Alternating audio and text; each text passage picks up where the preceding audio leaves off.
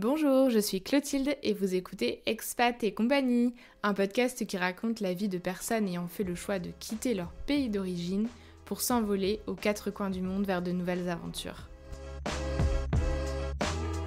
Expat et compagnie, c'est avant tout un podcast pour vous faire rêver, pour vous emmener au travers du témoignage de mes invités à découvrir des destinations parfois connues, parfois moins connues, et de vous inspirer au travers de leur histoire pour réaliser votre propre expatriation et oser vous lancer. Pour ne louper aucun épisode, abonne-toi. Bonne écoute. Bonjour et bienvenue dans ce nouvel épisode du podcast. Aujourd'hui, j'ai le plaisir d'accueillir Delia qui vit actuellement à Galway en Irlande. On va parler de son parcours, de son installation, de la culture irlandaise et de son quotidien. Merci d'être avec nous Delia, bonjour. Bonjour Clotilde, merci. Peux-tu te présenter rapidement à nous et nous dire ce qui t'a amené en Irlande ? Ouais, bien sûr. Donc je m'appelle Delia, j'ai 32 ans. Je suis actuellement trésorière et agent de caisse dans un supermarché, même si c'est pas du tout ce qui m'a amenée ici. L'Irlande, ça a été un peu, une aventure complètement nouvelle. C'était pas du tout dans ma tête. Ce qui était dans ma tête, par contre, c'était d'aller vivre à l'étranger. Et moi, j'adorais le Royaume-Uni et particulièrement l'Écosse. J'ai fait plusieurs voyages là-bas et je suis vraiment tombée amoureuse de ce pays. Malheureusement, avec le Brexit et tout ça, c'est vraiment très difficile d'avoir un visa. Et du coup, j'ai essayé de trouver un pays qui n'était pas trop loin pour que je puisse voyager là-bas, mais aussi qui me permettait d'avoir une culture pas trop différente. Ok, super. On reviendra sur ces questions de démarche plus tard. Quel a été le déclic finalement qui t'a amené à partir ? Si j'entends bien, tu avais toujours un attrait pour la culture, tu avais envie d'être dans un pays anglophone, de t'expatrier. Mais pourquoi Galway précisément ? Pourquoi l'Irlande ? Qu'est-ce qui a été le déclic ? Je pense qu'il n'y a pas eu un déclic en particulier, mais plus... des chemins qui se sont croisés dans ma tête entre un petit peu, je vais pas mentir, un ras-le-bol de la France et un besoin de voyage qui est permanent chez moi. J'ai déjà pas mal voyagé avant ça. Ça s'est fait assez naturellement. Du coup, il y a un peu plus d'un an, je me suis dit, bon là, faut vraiment que je parte, quoi, parce que j'avais pas énormément d'accroche dans la vie actuelle dans laquelle j'étais. Et voilà, quoi, le point de départ, ça a été, non, là, j'ai vraiment besoin de partir et de changer, et c'est un truc que j'ai toujours voulu faire, donc là, on y va, quoi. Ouais, tu dirais que l'expatriation, c'est quelque chose qui était ancré en toi ? Tu savais qu'un jour, tu voulais vivre ailleurs ? Ouais, complètement. C'est vrai que déjà, quand j'étais ado... j'avais failli partir vivre aux États-Unis avec mon père et mon frère. Mon père avait un projet en fait professionnel qui n'a finalement pas été retenu. Mais du coup, moi, dans ma tête d'ado, je m'étais vraiment projetée partir aux États-Unis. J'avais regardé dans quels établissements scolaires je pouvais étudier. En plus, je faisais de la musique, donc là-bas, c'est quand même très, très, très développé et tout ça. Et puis après, dans ma vie d'adulte, ça s'est fait de telle sorte que je faisais des longs voyages de 3 semaines pendant les vacances scolaires dans plein d'endroits différents. Et c'est vraiment toujours quelque chose qui m'a appelé, le voyage. Donc je m'étais dit, sûrement un jour, je partirai vivre à l'étranger. Et tu te disais, tu as 32 ans et tu es arrivée il y a un peu plus d'un an en Irlande. Donc finalement, il t'a fallu pas mal d'années avant de te lancer dans l'aventure.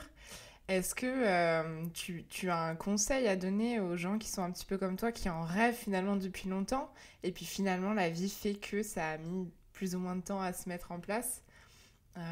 Qu'est-ce qui, toi, t'a aidé à passer le pas ?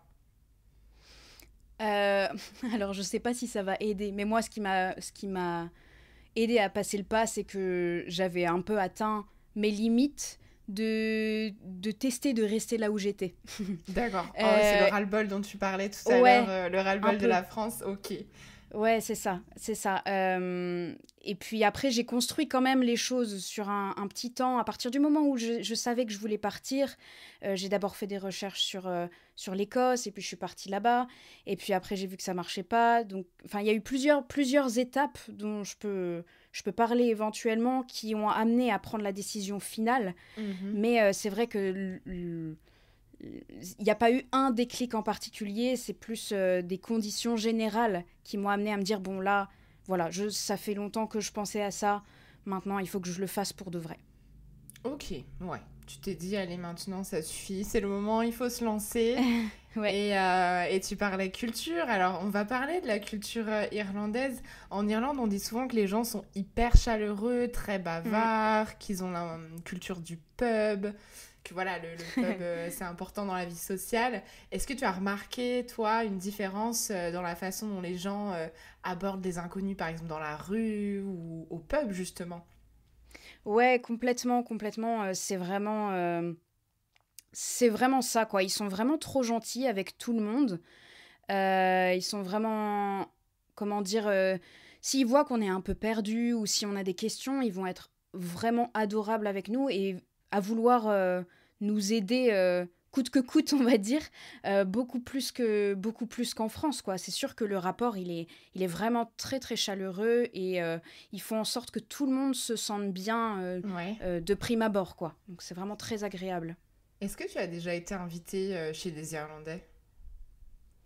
Oui. Comment ça se passe? Est-ce qu'il y a un code d'accueil un peu différent de ce qu'on connaît en France ou pas? Non, pas vraiment. Pas vraiment. On reste quand même, je pense, sur des cultures qui sont assez similaires. Je dirais que peut-être c'est moins formel. C'est vrai qu'en Ouais, France, ouais, on se dit bonjour. La plupart des gens, ils se font la bise. oui. Ça n'existe pas trop ici.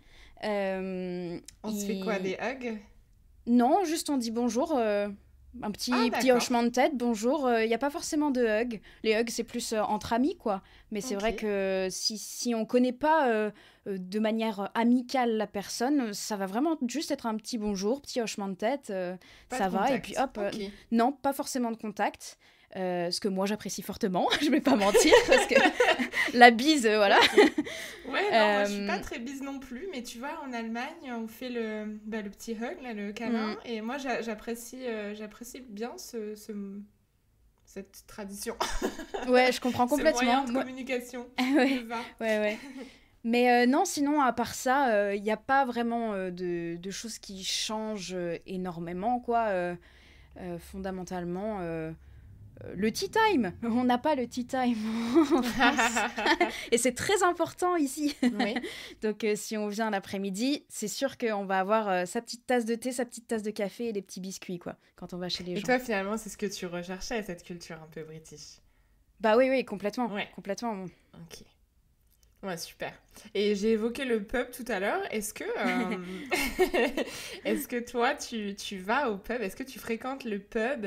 Et apparemment, il est dit que en Irlande, le pub, c'est pas juste un endroit pour boire, mais c'est un point hyper central dans la vie locale, la vie sociale. Et est-ce que toi aussi, tu y vas pour autre chose que finalement boire une pinte?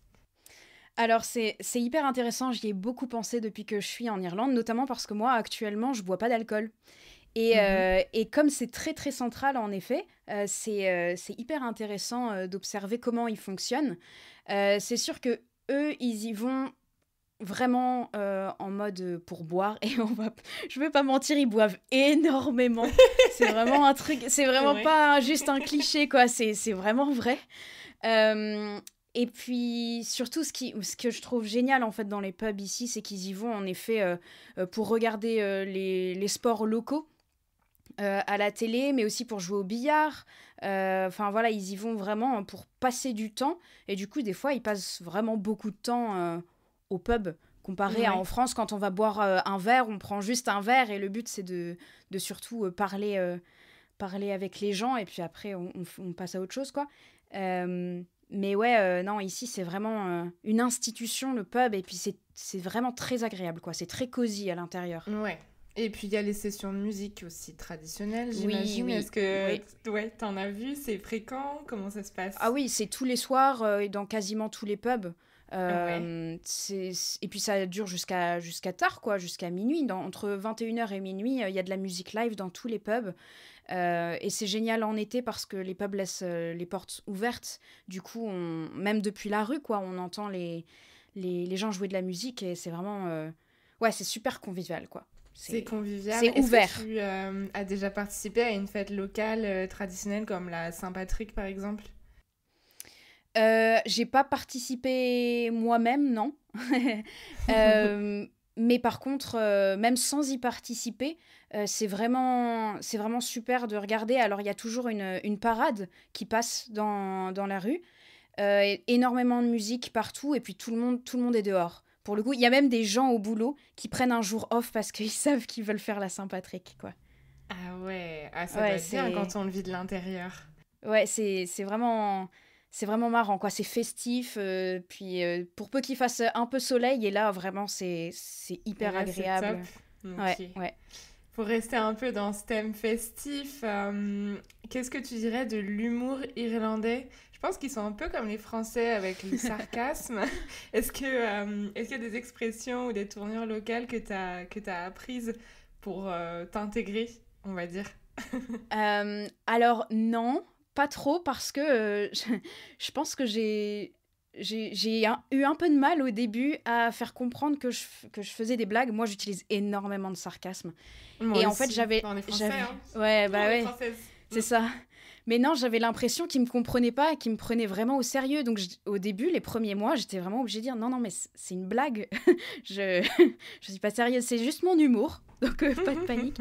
Euh, Non, je dirais que leur humour, il est assez basique. Il n'y a pas vraiment grand-chose qui sort du lot. Moi, j'ai pas remarqué particulièrement que c'était comme en France. Au contraire, je pense que ils sont peut-être un peu plus discrets. Ils ont tendance aussi, quand on connaît pas hyper bien les gens, à pas trop faire d'humour. Tu sais, cette politesse un peu Hmm. du Royaume-Uni. Mais c'est pas grave, je viens bouger un petit peu tout ça avec mon sarcasme. Bah attends, peut-être que quand tu seras pleinement intégré, ils vont sortir le sarcasme. Ou alors c'est Ouais, vraiment un peut-être. cliché. On s'en reparle, on refait une interview dans quelques années. C'était encore là-bas. Autre sujet, parce que bon, c'est bien, hein, le pub, la Saint-Patrick, tout ça. Mais quand même, bon, les Irlandais, ils ont une vraie connexion avec la nature. Est-ce que toi, à Galway, entre la mer et la campagne, est-ce que tu peux nous parler un petit peu de ton quotidien et de comment ça se passe, la météo, Mm. tout ça? Parce que bon, on va pas se le cacher, c'est pas les tropiques, l'Irlande. Ouais, alors c'est pas les tropiques, mais en attendant, ça fait 15 jours entiers qu'on n'a pas eu une goutte de pluie. Donc les clichés irlandais. Comme quoi, tout Ouais, arrive. ouais. Non, en réalité, pour parler du temps, il y a beaucoup de gens qui se plaignent ici, mais en fait, moi j'adore. C'est-à-dire que, en fait, des fois il pleut un peu tous les jours, mais ça dure jamais en fait. Donc ça veut dire que tous les jours t'as un peu de pluie, mais tous les jours t'as un peu de soleil aussi. Et du coup, tu peux quand même profiter de la vie en fait. Contrairement à. Bah, moi en France, j'habitais à Strasbourg. Quand il pleut Mhm. à Strasbourg, il pleut toute la journée et ça peut être 3 jours de suite. Et c'est déprimant. Ici, on a beaucoup plus accès au soleil, aussi peut-être parce que c'est une île et qu'il y a plus de vent, je sais pas. En tous les cas, c'est sûr que ça permet d'aller plus dans la nature. Et c'est sûr que moi, j'ai la mer, là, je descends de chez moi à 5 minutes à pied, je suis sur la plage, quoi. C'est un accès à la nature qui est vraiment incroyable. En plus, j'habite pas loin du parc du Connemara, avec les montagnes et tout ça. Et un peu plus au sud, j'ai aussi le parc géologique du Buren, qui est un parc incroyable avec des grosses roches sur lesquelles on peut marcher. Enfin, c'est vraiment magnifique Sublime, ouais. et Mhm. ouais, c'est vraiment sublime. Dans mon quotidien, globalement, tous les week-ends, je suis dehors, quoi. Ouais, d'accord. Donc tu profites vraiment, vraiment de ton nouvel environnement. Est-ce qu'il Ouais. y a quelque chose, est-ce qu'il y a des aspects de la culture irlandaise que tu as rapidement adopté? Oui, le rapport au temps qui passe ici est vraiment différent. En France, on est vraiment réglé sur des heures particulières, par exemple les heures de repas, etc. Ou même, par exemple, les transports en commun qui viennent quand même très à l'heure en France, hein. Mhm. Ici, c'est très différent. Les gens, ils mangent quand ils ont faim. Donc, il n'y a pas d'heure de repas. Et d'ailleurs, par exemple, le lunch break au travail, il peut très bien être à 17h. Ah oui, d'accord. Et ça, voilà. Et donc ça, c'est un truc que j'ai complètement adopté. Au début, j'étais là, non, je vais rester sur mes heures. Je mange mon repas de midi à midi. Mais en fait, on s'adapte très vite et on mange un peu quand on a faim. Et ça marche bien aussi comme ça. Et on s'adapte aussi à ce truc un peu plus chill par rapport aux heures. Les bus... Hier, mon bus, il avait 35 minutes de retard. Il avait 35 minutes de retard et il n'y avait pas moyen d'être prévenu de quand il allait arriver, mais ça pose de problème à personne, quoi. Et personne râle. Ah, ça, c'est chouette. Ah oui. Ouais, non, c'est hyper agréable parce qu'en fait, du coup, on parle entre nous, on profite du soleil quand il fait beau et puis on attend le bus et puis il n'y a rien de grave, en fait. Ok, super. J'entends. Très bien. On va passer maintenant à une petite partie de l'interview un peu plus chiante. On va parler visa. Mais pas trop longtemps parce que en tant que citoyen français et donc citoyen de l'Union européenne, on n'a pas besoin de visa pour vivre, travailler et étudier en Irlande. Une carte d'identité ou un passeport, ça suffit. Maintenant, il y a certainement des démarches administratives à faire sur place quand tu t'installes. Et c'est le moment de te poser la question, Delia, quelles sont les démarches administratives à faire quand on arrive en Irlande ? Il y en a très très peu en réalité, ce qui rend les choses très faciles. Il faut simplement s'inscrire un peu comme pour la sécurité sociale, en fait, pour avoir un numéro d'identification, en gros, dans le pays dans lequel on est. Et à partir de ça, en fait, tu peux trouver un travail n'importe où. Et le travail va demander, en fait, ce numéro-là. Ce qui paraît sensé, quoi. C'est la même chose qu'en France. Si on n'a pas de numéro de sécurité sociale, c'est compliqué pour tout le reste. Mais au-delà de ça, il n'y a pas vraiment d'autres démarches administratives. C'est vraiment, vraiment chill niveau administratif ici. Ouais. Ouvrir un compte bancaire peut-être, et encore. Écoute, j'ai même pas de compte bancaire irlandais. J'ai ouvert un Revolut. Donc Revolut, voilà. qui est une banque en ligne. La seule chose qui a changé, c'est que j'avais un Revolut français quand je suis partie de France. Et je l'ai changé en un Revolut irlandais. Mais Revolut, ils sont hyper efficaces. Et en une semaine, c'était fait. J'avais ma nouvelle carte. Et du coup, non, c'est vraiment très facile. Ok. Super. Ça, c'est fait. Top. Il n'y a pas grand-chose à faire. À part ce numéro, du coup, est-ce que tu sais nous dire comment il s'appelle ? Oui, ça s'appelle le PPS number. Ok. Donc PPS, si je le francise. Super. Voilà, pour nos auditeurs qui ont envie de s'installer en Irlande, vous savez tout maintenant.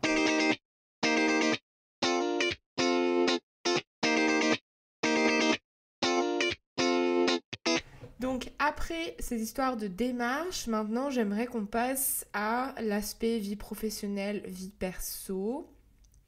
Du coup déjà, tu nous as dit que tu travaillais. Ouais. C'est ça, tu travailles en Irlande. Donc t'as pas toujours fait ce que tu fais maintenant quand t'es arrivé. Est-ce que tu veux nous parler un petit peu de justement comment t'as fait pour trouver un travail ? Est-ce que t'as un petit peu galéré ? T'as accepté des boulots alimentaires ? Est-ce que t'as pu exercer ton métier ? Comment ça se passe ? Est-ce que d'ailleurs t'as cherché du travail avant de partir ? Ou est-ce que t'es partie et tu t'es dit on verra bien ce que la vie me propose ? Quelles sont les opportunités ? Ouais, c'est une question super intéressante parce que moi j'ai eu une vie professionnelle très variée dans mon passé. Donc j'ai fait des études de musique, j'ai été un peu musicienne mais surtout prof de musique. Et après j'ai fait plein de choses différentes parce que l'éducation nationale ça m'allait pas trop. Et du coup ça fait plusieurs années maintenant que en fait j'enchaîne les boulots alimentaires parce que ça me va mieux comme ça. Et donc ce qui s'est passé dans ma tête quand j'ai décidé de partir en Irlande, c'est que je cherchais en fait un peu n'importe quel endroit dans lequel je pouvais travailler qui allait me prendre avant que j'aille là-bas. C'était ma condition parce que c'est ça qui me mettait en sécurité financière. Et du coup, j'ai eu de la chance, en fait. J'ai vraiment eu de la chance. J'ai trouvé juste un boulot sur Indeed. J'ai postulé quand même à beaucoup, beaucoup de choses. Mais j'ai trouvé en fait un boulot sur Indeed où ils ont accepté en fait de me faire une interview à distance. Ce qui se fait pas hyper régulièrement en Irlande, il faut le savoir. Ils sont vraiment preneurs plutôt de tu débarques, tu déposes ton CV, tu parles 5 minutes et t'as un interview qui arrive, quoi. Mhm. Mais du coup, j'ai trouvé ce boulot par hasard sur Indeed avant de partir, qui était en fait un boulot où j'étais barista dans un endroit très isolé. J'étais pas à Galway, j'étais dans le county de Cork, donc plus au sud. Et puis j'ai décidé de démissionner, non, de déménager, pardon, à Galway à la fin de mon contrat, donc en novembre dernier. Et donc là, par contre, vraiment, je cherchais n'importe quoi et j'avais l'opportunité d'aller en fait sur place puisque j'étais déjà dans le pays, quoi. Donc c'était beaucoup plus facile pour moi de démarcher. Tout à fait. Ok. Est-ce que tu as noté des différences dans la manière de travailler entre l'Irlande et la France? Ouais, c'est beaucoup plus tranquille, encore une fois. On reste dans le... Tranquille. Ouais, non, c'est Comment vraiment... ça, tranquille? Bah, on fait quand Il y a même des notre... pauses café? Non, on fait quand même bien notre boulot et on travaille beaucoup. Faut savoir que ici un temps plein, c'est 40 heures et pas 35. Mais par contre, là où c'est plus tranquille, c'est que les gens, dans leurs interactions, sont beaucoup plus apaisés. Euh, et ça crée en fait une ambiance de travail qui est beaucoup plus agréable que où, n'importe quel endroit dans lequel j'ai travaillé en France, vraiment. Hmm. Donc je dirais que c'est la principale différence, quoi. C'est que c'est vraiment les gens font tout en fait. Tu vois, ils sont gentils, ils sont chill, ils s'en foutent du temps qui passe, de l'heure. Donc tout est tranquille en fait, même si des fois c'est fatigant, évidemment, on travaille. Mais non, c'est vraiment... Ça reste agréable, quoi. Ouais. Et comment s'est passée ton intégration au travail et d'une manière générale en Irlande? Ben, vraiment très bien sur la plupart des points. C'est-à-dire qu'encore une fois, comme ils sont très accueillants de prime abord, c'est très facile d'avoir un contact rapide avec les gens, et notamment au travail, quoi, quand on rencontre les gens au travail.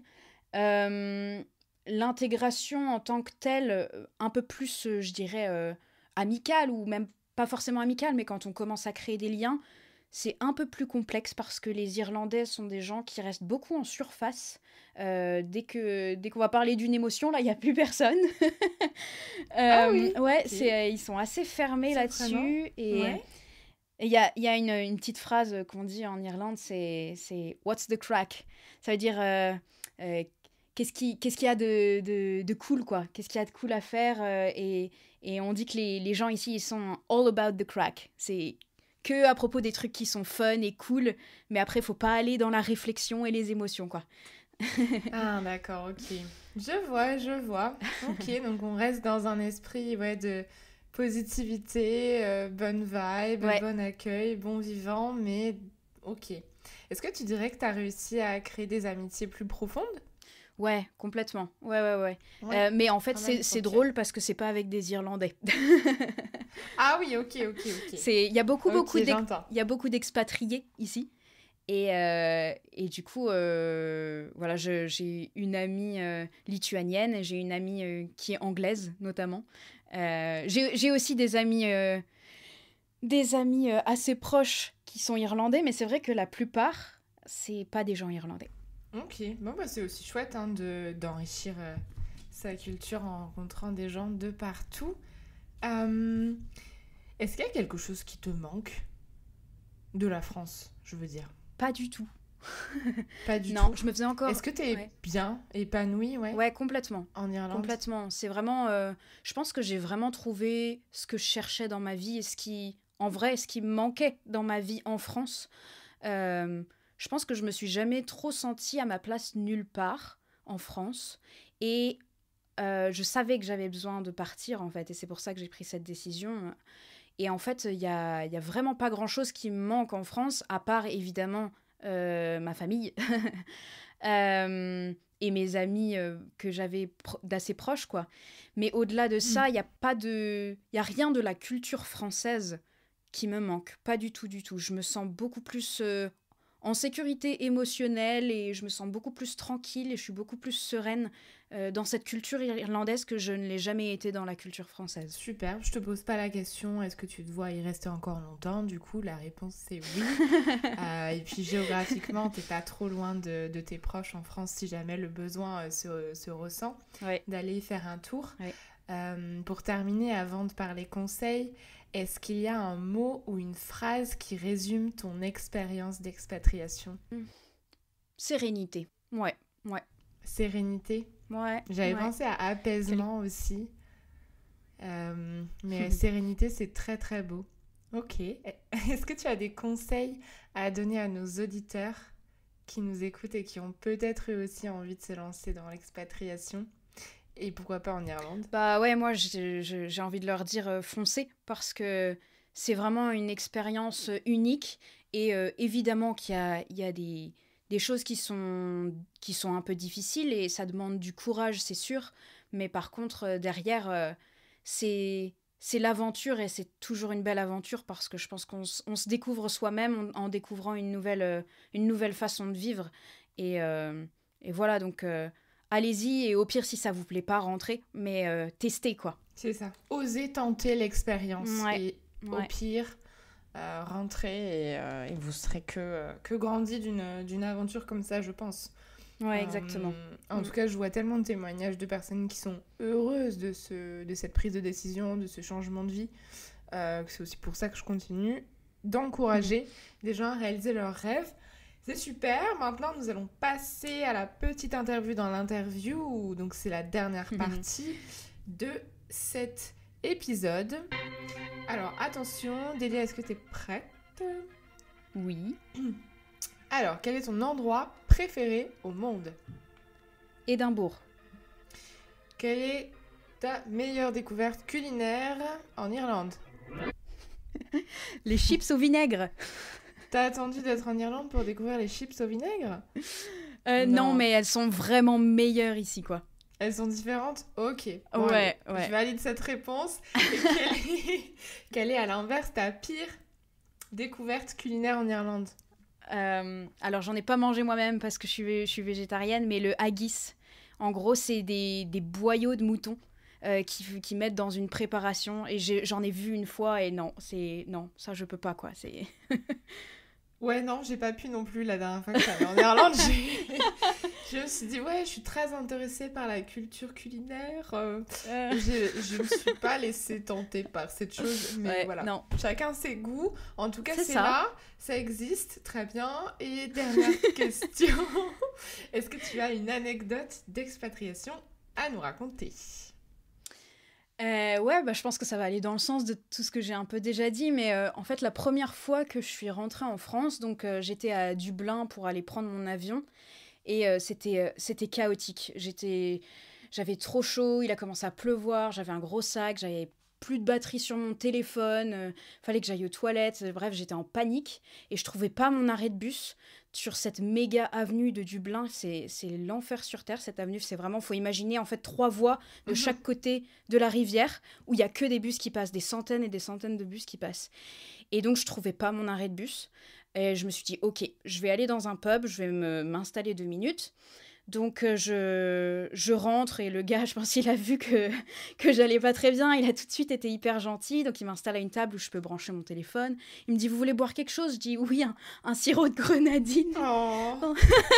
Dans un pub irlandais. Je pense que j'ai fait un peu tâche. Il m'a ramené une pinte dans un verre de Guinness. Une pinte de sirop de grenadine.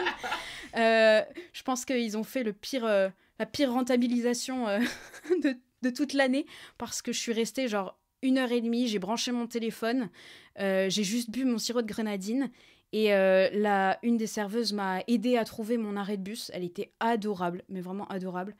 Et au moment de partir, je vais pour payer, parce que quand même. Et puis, il me dit, non, mais c'est bon, pas besoin, c'est juste un sirop, quoi. C'est juste de l'eau avec du sirop. En plus, vous avez passé une trop mauvaise journée, y a pas de souci.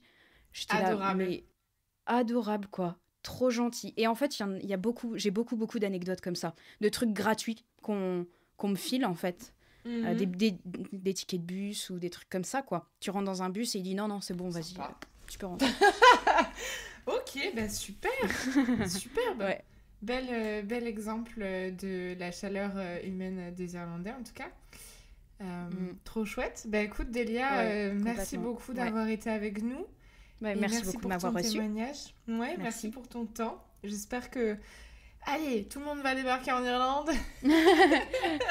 Alors, c'était pas le but. Ah non, hein. Ah non, hein. Pas tous les Français. Français. Hein, c'est bon, il y en a assez. Hein. Tu nous as dit en début d'épisode que tu fuyais un petit peu les Français, donc c'est pas pour que je te les fasse tous venir. Allez, on termine là-dessus. Merci beaucoup, Delia. Merci. À bientôt. À bientôt. Merci d'avoir écouté cet épisode d'Expat et compagnie. Si cela vous a inspiré, partagez cet épisode autour de vous, laissez-nous un commentaire et suivez-nous sur les réseaux sociaux pour ne pas manquer la sortie de nos nouveaux épisodes tous les 15 jours. À bientôt!